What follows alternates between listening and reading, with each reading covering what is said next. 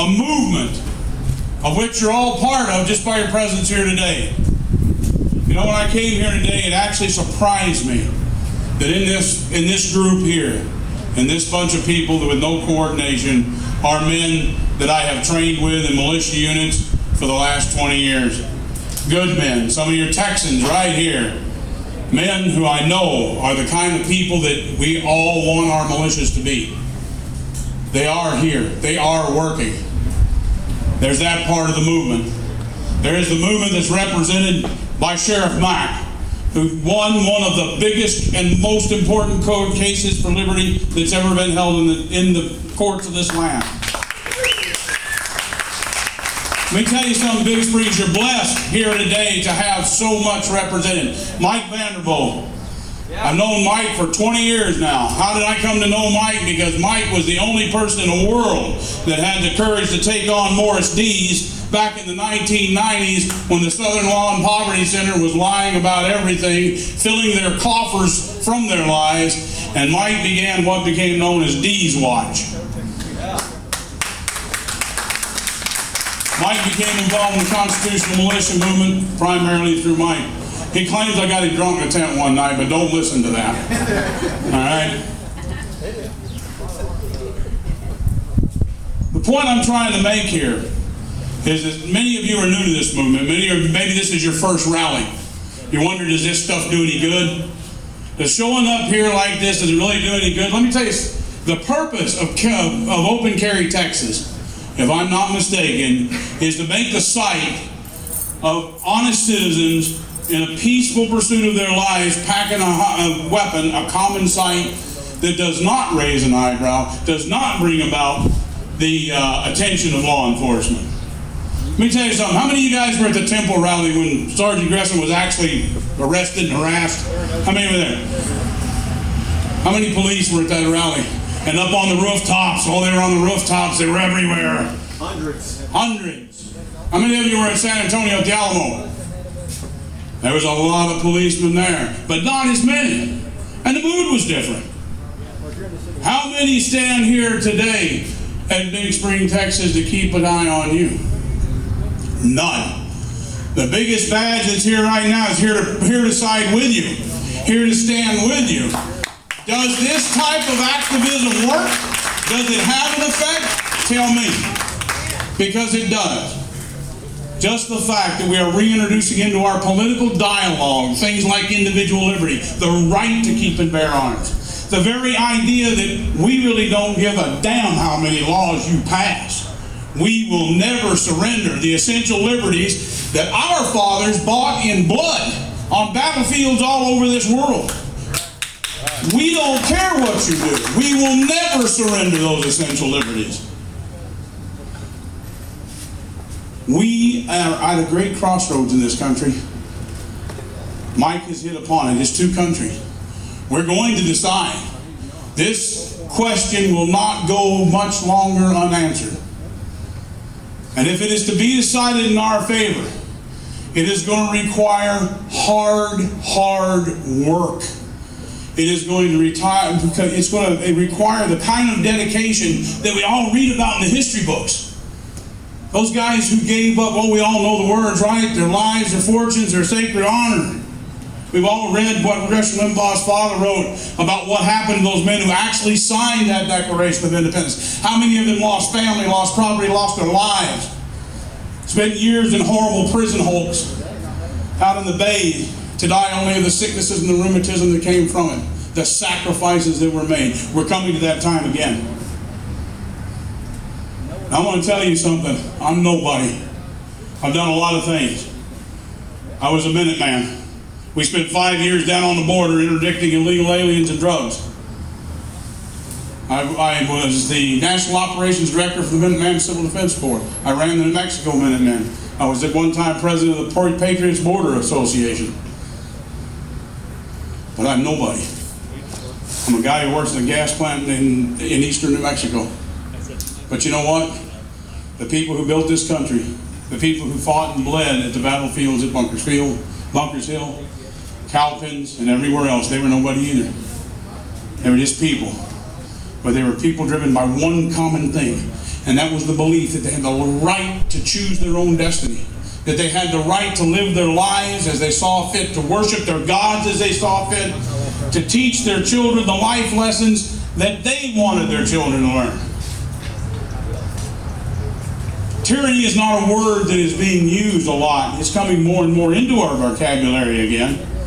And one part of what we got to do, folks, is we've got to resurrect the lexicon of liberty. We must bring those words back into our common usage. We must put it back in where the political dialogue in this country has to deal with those things. Tyranny, we went to war over a 7% tax. We went to war and fought the greatest empire in the world over things that would seem absolutely insignificant and would go unnoticed in the world we live today. King George, in his wildest imaginations, never dreamed that he could tell you what kind of house you're going to be allowed to build on the property you bought and paid for. In his most fevered imagination, he never thought that he could tax you for the hole you're going to poop in. But this government does. And they'll tell you where to put it and how to build it. And then they'll charge you a fee for telling you. That is tyranny. Those of you young people out here are going to want businesses, who are going to want to do those things. It's not just a matter of I have the creative drive, I have the backing from my family, I have all these things and I want to go out and I want to be successful. This government has put up so many roadblocks in front of you that freedom is no longer even possible in the business world. You must pay bribes. We call them taxes, we call them fees, we call them all these things. These little ones here, and God bless each and every one of you who brought your children to hear about liberty today. If you want them to have a chance, if you want them to have the chance to walk this land as free people, enjoying the benefits of their own talents, of their own drives, to be able to sit in a church and worship their God as they so choose, then it has fallen to this generation to preserve that. That's the charge, ladies and gentlemen. And it's a serious charge. And the tasks before us are absolutely grim. But we are no less our Father's son than they were their father's sons. And each generation has rose to meet the challenges that has faced it. Each generation has rose to smash back the demons of tyranny that have rose up to try to overwhelm this republic. We are quite capable of doing the same. Don't doubt it. There's no magic in George Washington. These people are not fables. They were real men. They hurt, they bled, they missed their wives. They cried when their children died.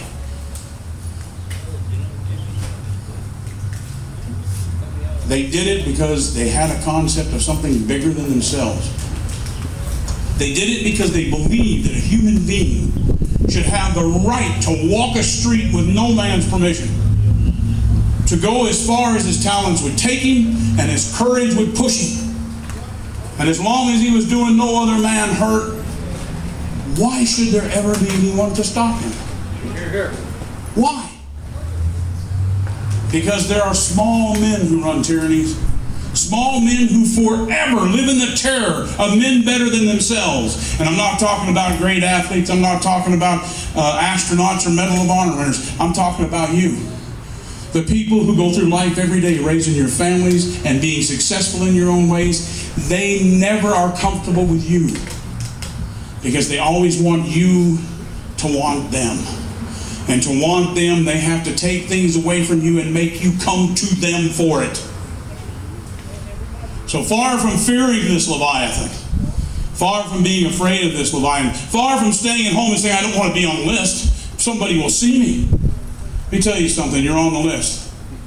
If you've ever owned a weapon, you're on the list. If you've ever had a hunting license, you're on the list. If you ever signed up for the PTA, you're on the list. If you have ever at any time in your life done anything but sit on that couch and veg out, you're on the list. No one's going to hide from this fight. This fight is going to be brought to your front door. Are you willing to fight the fight? Are you willing to do the things it's going to take to win this fight? You're man enough or lady enough however you want to phrase it. Freedom runs in our blood with a genetic tag that cannot be eradicated with anything less than our death. We got to have it. We live for it. We breathe it. What these people are telling you right now is they don't want you to breathe anymore, except with their permission. Sometimes we use a lot of euphemisms to describe things, but that's what we're talking about. They want to control every aspect of your life. Why? Because they are so small men. They're small and they are afraid. They are afraid of boogeymen that we can't imagine. Because we live in courage and we face our life. And we go through life and we endure what has to be endured. And we ruck up and we soldier on.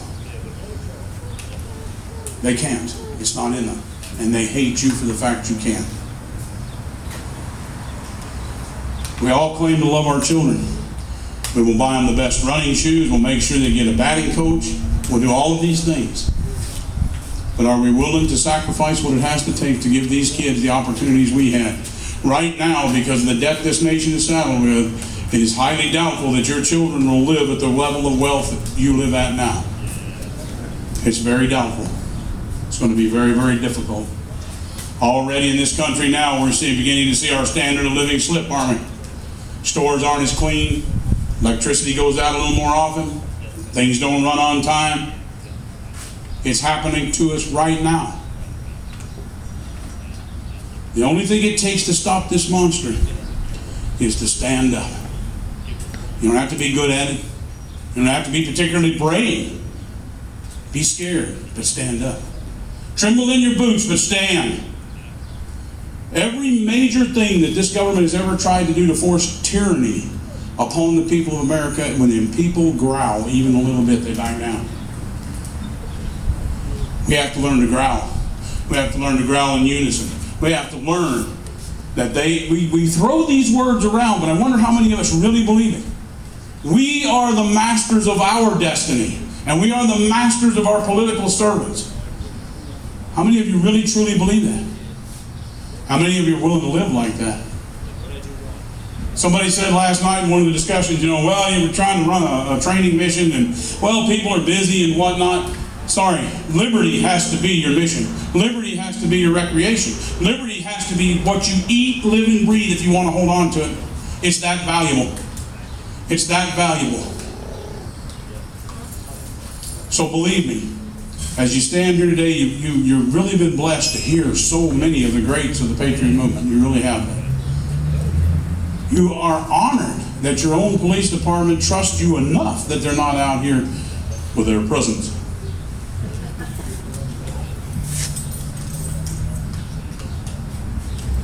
We're going to take back what's ours. You're going to do it just like this. Make no mistake, every one of these rallies is one more battle, one more chink, one more step. And every one that we do, it comes off well. Every one where we're not embarrassed. See, the press didn't even hang around. There was a time when if you showed up in camouflage and a gun, you were surrounded. I tell you what, when we did the first Minuteman mission, this is no joke. We're down in Tombstone, Arizona, in Shafter Hall, and Steve and I pull up, and I go, "Oh my gosh, I think the Pope's here, Steve." And he says, "What?" And we looked over, and there's about 60 reporters down on their knees taking a picture of a guy wearing a gun on his head. They're all down here taking pictures. That wouldn't happen today. And it wouldn't happen today because people like you have started that battle to make the Second Amendment common. To make the free expression of free men walking the ground in a free America, carrying arms, a common thing again. But we cannot let up. We are in a fight to the death. Understand that. Everything is on the table now. These things have been in works for years, decades, maybe a century. And everything is coming to fruition now. The technology is there for them to bring this about. They now have technologies that no one else could dream of. But you know what? All that technology is available to us too. But the one thing technology will never beat, the one thing their evil will never beat, and that is the love of freedom in each and every one of your hearts. And the dedication that as long as that heart continues to beat that free blood through a free heart, no tyrant will rest on the ground in America. Here, here.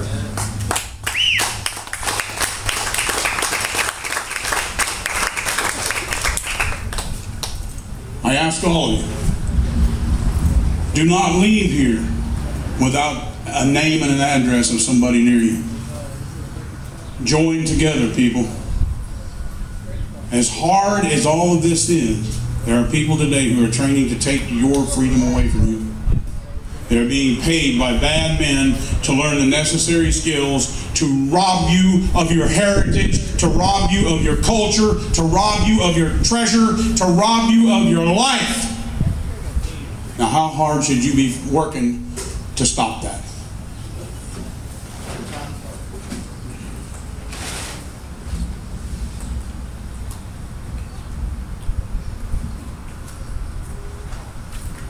Things happen. Events happen. A new sheriff